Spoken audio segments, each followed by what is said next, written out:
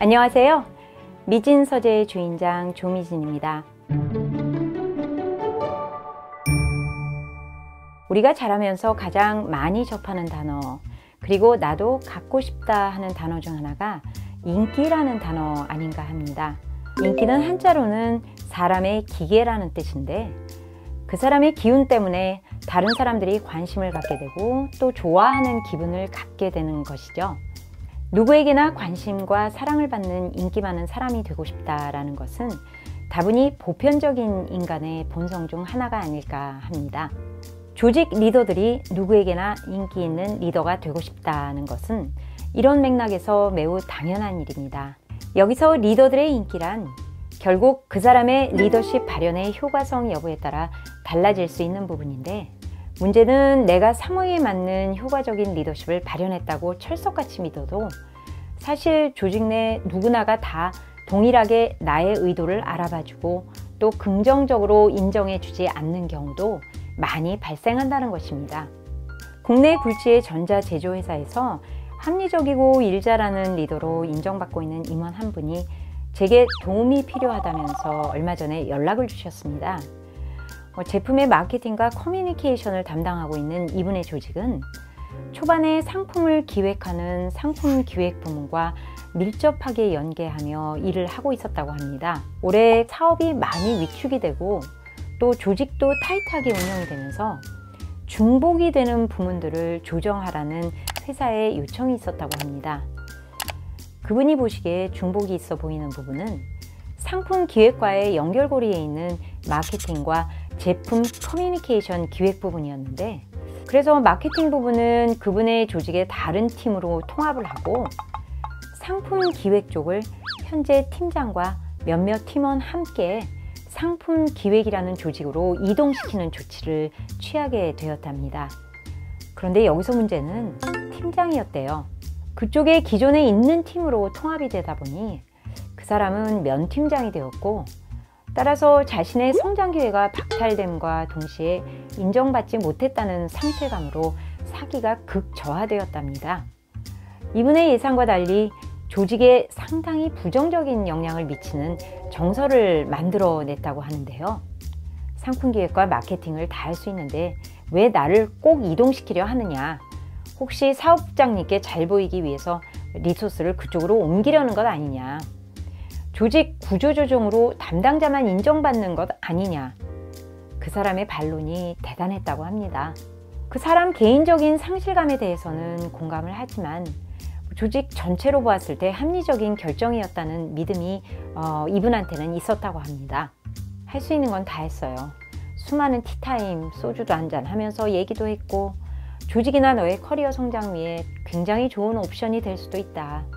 지금까지 한 대로 가서 한다면 상품기획 전문가로 성장하면서 마케터가 되는 것이니 남들과는 차별적인 역량을 갖게 될 것이다. 객관적인 정보 또 사실로 설명하려고 노력을 했는데 그 사람의 마음을 사는 거는 역부족이었던 것 같다라는 푸념을 했습니다. 일단 발령은 냈고 부서 이동은 완료되었는데 사실 조직이 입은 상처와 데미지는 컸다고 합니다. 특히 저의 리더십에 대해 조직 구성원들이 의구심을 갖게 되었고, 그의 리더십 서베이 항목 중 조직의 이익보다 개인의 이익을 앞세운다라는 항목에서 제 리더십이 최저점을 찍었는데, 아마 그 팀장과 소하 팀원들이 이동하면서 조직에 준 메시지는 담당이 자기의 출세를 위해 팀장과 팀원을 희생하였다라는 것이었나 봅니다. 저로서는 너무 당혹스러웠습니다. 그 팀장의 입장에서 생각하고 마음을 달래려고 무던히도 애를 썼는데 왜 내 마음은 알아주지 않는지 도저히 알 길이 없더라고요. 참으로 안타까운 상황이었던 것 같습니다. 특히 그 팀장의 입장은 공감이 안 가는 것이 전혀 아닙니다. 인정받고 팀장까지 되었고 또 열심히 일하고 있었는데 조직이 통합되면서 면팀장이 되고 또 다른 부서로 간다? 아마 제가 그 사람이었어도 굉장히 당황스럽고 또 어려운 상황이었을 것 같습니다. 사실 임원의 입장에서 보면 그 사람에게는 공감을 안 하는 것은 아니었지만 조직 전체로 봐서 아마 올바른 결정이라고 생각을 하고 의사결정을 했던 것은 맞는 것 같습니다. 그분의 상사와 인사 쪽에서는 적극적인 구조조정 조치를 해준 데 대해서 감사와 칭찬이 있었다고 합니다. 리더십 발현의 모습은 한 가지였는데 받아들이는 대상에 따라 매우 다른 해석과 인식이 있었다는 것이죠. 이와는 반대되는 상황도 물론 있습니다. 부하들이 상처받고 해피하지 않다는 이유로 리더가 단호하게 결정하고 주도해야 하는 측면이 약해서 상사나 조직이 못마땅하게 생각하고 피드백할 수도 있다는 것입니다.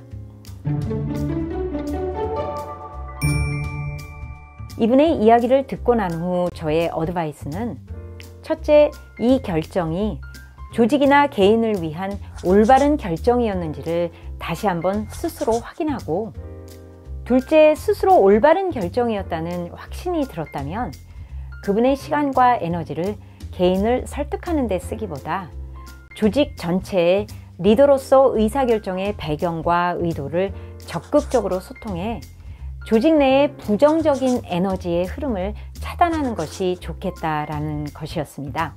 왜냐하면 조직 내 모든 사람들에게 만족스럽고 해피한 리더십을 늘 구현한다는 것은 불가능하기 때문입니다.